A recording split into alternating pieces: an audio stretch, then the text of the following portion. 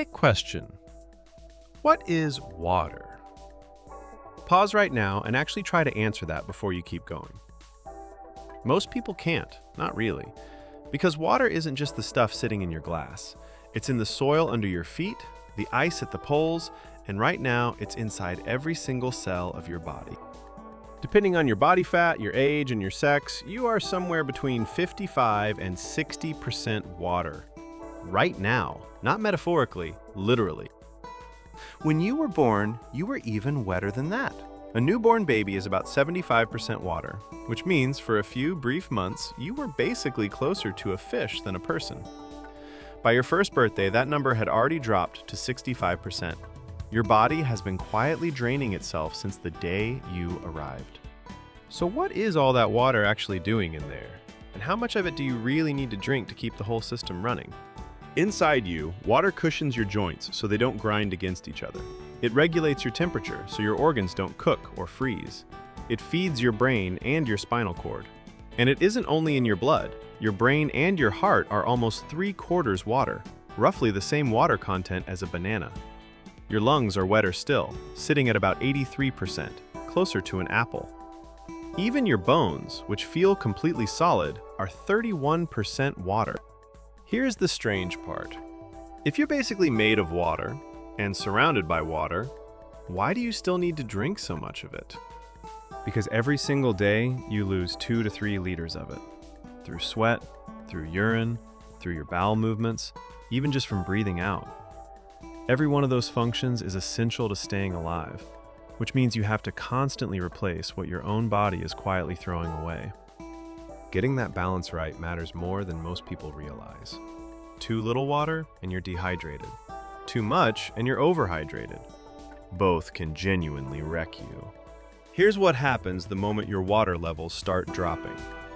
Sensors deep in a part of your brain called the hypothalamus pick up on it almost instantly and release something called antidiuretic hormone.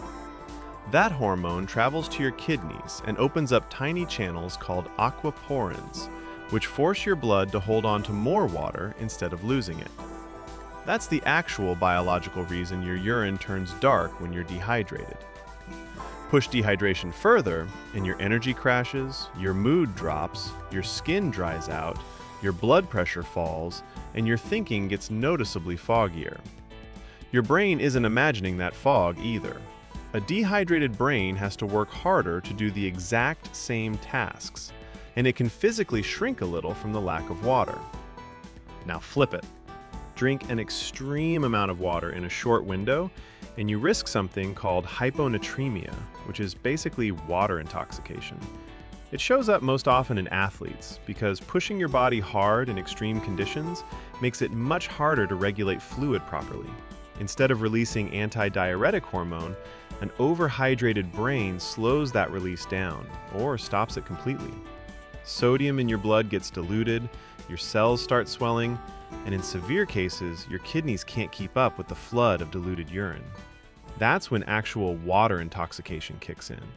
And in rare, extreme cases, it can cause seizures or even death. That's the extreme end, though. On a normal day, keeping yourself hydrated is genuinely easy if you have access to clean water. For years, the standard advice was 8 glasses a day. That number has since been refined. The real answer depends on your weight and your environment. Men generally need somewhere between 2.5 and 3.7 liters a day. Women need roughly 2 to 2.7 liters. Push those numbers up if you're more active, older, healthier, or dealing with heat. And water isn't only what's in your cup.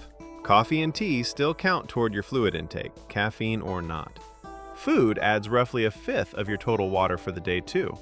Strawberries, cucumbers, even broccoli are over 90% water, which means eating well quietly doubles as staying hydrated. Staying properly hydrated over time does more than just keep you comfortable. Research has linked good hydration to a lower risk of stroke, better blood sugar management, and even a reduced risk of certain cancers. So the next time you reach for a glass of water without thinking twice about it, remember what's actually happening. You're not just quenching thirst, you're topping off roughly 60% of everything you are.